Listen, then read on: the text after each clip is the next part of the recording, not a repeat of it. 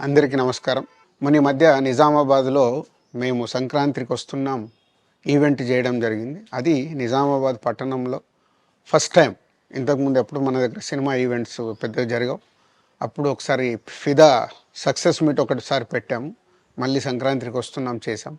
అంటే ఆ నిజామాబాద్‌తో నాకున్న అనుబంధం అలాంటిది. నిజామాబాద్ జిల్లా వాసిగా అక్కడ ఈ సినిమా ఈవెంట్ చేయాలని చేయడం జరిగింది.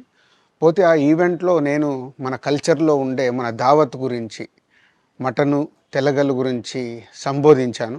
నేను ఆ మాటలల్లో తెలంగాణ వాళ్ళని నేను అవమానించానని, తెలంగాణ మీదని హేళన చేశానని కొంతమంది మిత్రులు కామెంట్స్ చేసి సోషల్ మీడియాలో పెట్టారని తెలిసింది.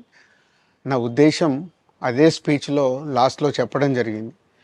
తెలంగాణ మన కల్చరు, మన దావత్తు నేను మిస్ అవుతున్నాను. సంక్రాంతికి 2 సినిమాలు రిలీజ్ అయ్యాక మన తెలంగాణ కల్చర్ దావత్‌ని నాకు చేసుకోవాలని ఉందని.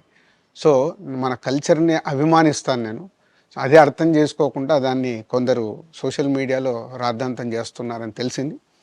నిజంగా మీరందరూ ఆ మాట వల్ల ఏదైనా హర్ట్ అయి ఉంటే నన్ను క్షమించండి. ఎందుకంటే నా ఉద్దేశం అది కాదు. ఎందుకు చెప్తున్నానంటే, నేను నిజామాబాద్ జిల్లా బాన్సువాడలో ఫిదా అనే సినిమా షూటింగ్ చేసి ప్రపంచవ్యాప్తంగా ఆ ఫిదా సినిమా ఎంత అప్లాజ్ వచ్చింది. భానుమతి క్యారెక్టర్కి, మన తెలంగాణలో ఉండే కల్చర్కి ఆ సినిమా ఎంత ఒక ఫ్యామిలీ ఎమోషన్స్కి ఎంత విలువ ఇస్తామనేది చెప్పడం జరిగింది ఆ సినిమాలో. అది ప్రపంచవ్యాప్తంగా ఫిదా సినిమా ఎంత పెద్ద హిట్ అయిందో మీ అందరికీ తెలుసు. అలాగే బలగం అనే సినిమా తీసినప్పుడు తెలంగాణ సమాజం మొత్తం మమ్మల్ని అభినందించింది. తెలంగాణ ప్రజలందరూ ఆ సినిమాను ఆదరించి ఇది మా సినిమా అని గుండెలకు హత్తుకున్నారు. అన్ని రాజకీయ పార్టీలు ఆ సినిమాని అప్రిషియేట్ చేస్తూ మమ్మల్ని ప్రతి ఒక్క స్టేజ్ దగ్గర తీసుకెళ్ళి అభినందించారు అన్ని రాజకీయ పార్టీలు. సో, ఒక తెలంగాణ వాసిగా ఒక తెలంగాణని అభిమానించే నేను తెలంగాణని హేళన చేస్తానని ఎలా అనుకున్నారో నాకు తెలియదు. పోతే దాంట్లో ఏదైనా మీ కమ్యూనికేషన్‌లో తప్పుగా అర్థమైంటే నన్ను క్షమించండి. మీ మనోభావాలు ఆ కొందరు ఎవరైతే దెబ్బతిన్నాయని అనుకుంటున్నారో వాళ్ళందరికీ నా విజ్ఞప్తి, మీ మనోభావాలు దెబ్బతింటే నన్ను క్షమించండి. ఇప్పుడు నేను ఒక సినిమా ఇండస్ట్రీ ఫెటర్నీ నుంచి ఎఫ్‌డీసీ చైర్మన్‌గా అయ్యాను. సో, మీ అందరికి తెలుసది.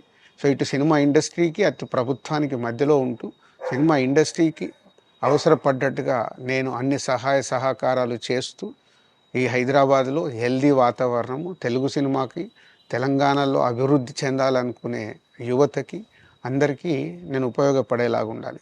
మొన్న అలాగే పవన్ కళ్యాణ్ గారు కూడా చెప్పారు, యూత్ చాలా ఉన్నారు, వాళ్ళందరికీ కూడా సినిమా ఇండస్ట్రీలో ఇష్టం ఉన్న వాళ్ళని అప్గ్రేడ్ చేసి చేయాలని. ఆ ప్రభుత్వంతో కూడా అక్కడ సినిమాలో కావాల్సిన అందరినీ డెవలప్ చేస్తూ వాళ్ళందరూ మళ్ళీ తెలుగు సినిమాకే, తెలంగాణలో నేర్చుకున్న, ఆంధ్రాలో నేర్చుకున్న వాళ్ళందరూ తెలుగు సినిమాకే ఉపయోగపడతారు. సో, అందరికీ తెలంగాణలో ఉండే అన్ని రాజకీయ పార్టీలకి నా విజ్ఞప్తి, నన్ను రాజకీయాల్లోకి లాగకండి. అలాగే ఎఫ్‌డీసీ అనేది కూడా సినిమాకి ఉపయోగపడేలాంటి అభివృద్ధి పనుల గురించి